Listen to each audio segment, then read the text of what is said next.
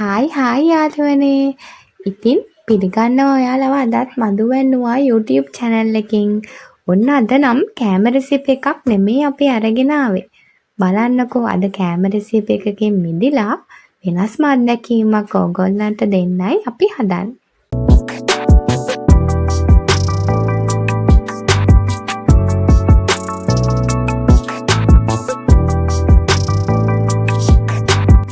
Hello යාළුවනේ කොහොමද ඔයාලට? ඉතින් යාළුවනේ ඔයගොල්ලෝ හොඳින් පරිස්සමින් ඇති කියලා හිතනවා. ඉතින් අද අපේ පළවෙනි traveling vlog එක.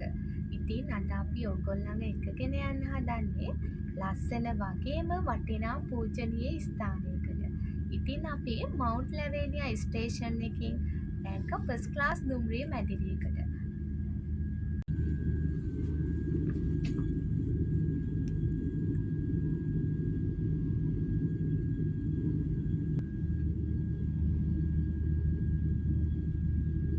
ඔන්න අපි දැන් ගමන යන්න පිටත් වෙන්නයි හදන්නේ. දැන් වෙලාව නම් උදේ 5යි කාලට විතර වගේ ඇති. ඉතින් අපිට එන්න දැන් යන්න තමයි හදන්නේ.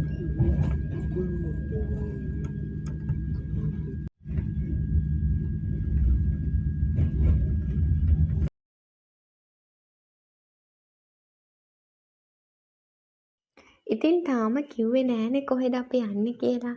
තම්නේල් එක දකිද්දි නම් ඕගොල්ලෝ දන්නව ඇති. ඔව් ඕගොල්ලෝ හරි. අද අපි යන්නේ බෞද්ධයන්ගේ මුදුන් මල්කඩ ලෙස සැලකෙන ජයශ්‍රී මා බෝ හාමුදුරුවන් ළඟට. ඉතින් අපි දෙන්නට වෙච්ච බාරහාරයක් ඔප්පු කරන්නත් එක්ක තමයි යන්නේ. ඒ ගමන් හිතනවා ලස්සන vlog එකක් අරගෙන එන්න ඕනයි කියලා ඔයාලට. ඉතින් බලන්නකෝ මේ යන අතරමඟදී අපි අවට පරිසරය දිහා තමයි බලාගෙන ගියේ. බලන්නකෝ ලස්සන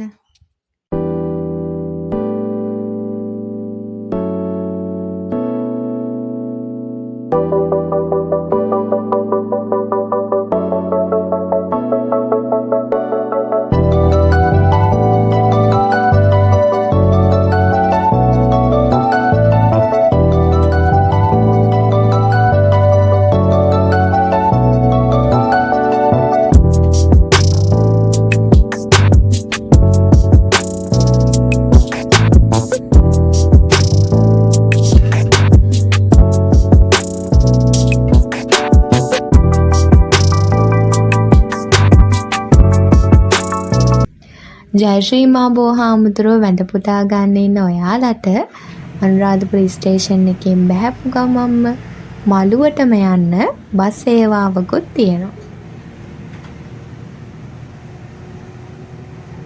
ඔන්න දැන් අපි ජයශ්‍රී මහා බෝධියට ඇතුල් වෙන තැන තමයි ඔය ඉන්නේ.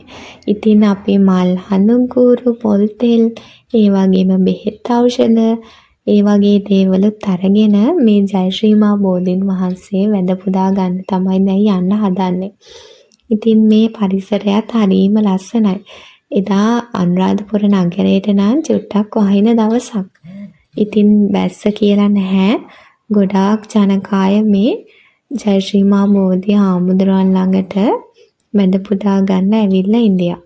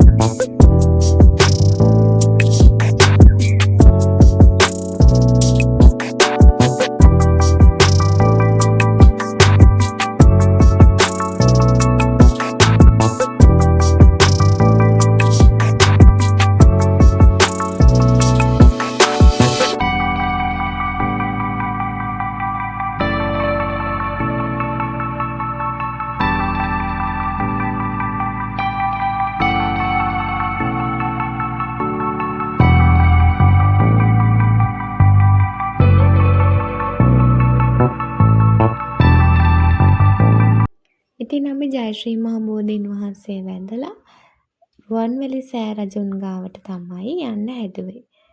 මේ යන අතරමඟ පාර. ලස්සනයි නේද? බලන්නකො ඉස්සරහට අපිට යාළුවෝ කට්ටියකුත් හම්බ වුණා. රුවන්වැලි සෑය වදින පාර අතරමඟ මේ යාළුවෝ ගොඩාක් එදා අපිට හම්බ වුණා. බලන්නකෝ. එයාලා හැබැයි කරදරයක් නම් කරන්නේ නැහැ.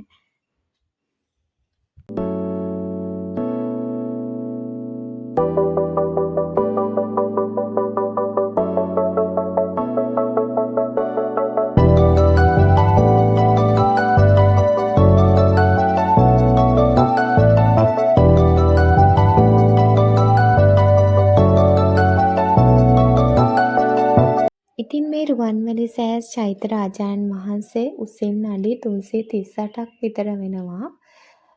අප සම්මා සම්බුදුරජාණන් වහන්සේගේ ද්‍රෝණයක් ධාතුන් වහන්සේලා වැඩ සිටින ලෝකයේ පූජනීය ස්ථාන අතරින් එකක් කියලා තමයි මේ රුවන්වැලි සෑ චෛත්‍ය රාජායන් වහන්සේ හඳුන්වන්නේ. ඉතින් ගෞතම සම්මා සම්බුදුරජාණන් වහන්සේගේ ද්‍රෝණයක් ධාතුන් වහන්සේලා වැඩ සිටින එකම දාගැබ කියලත් මේ රුවන්වැලි මහා සෑය හඳුන්වනවා.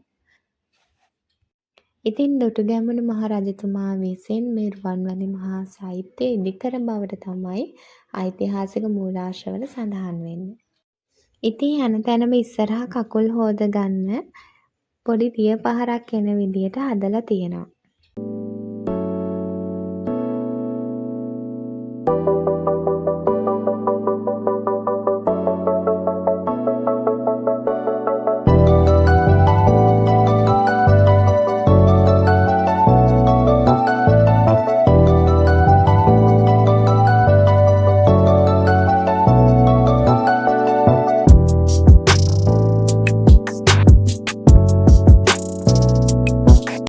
ඉතින් ওই විදිහට තමයි එදා අපේ දවස ගෙවුනේ.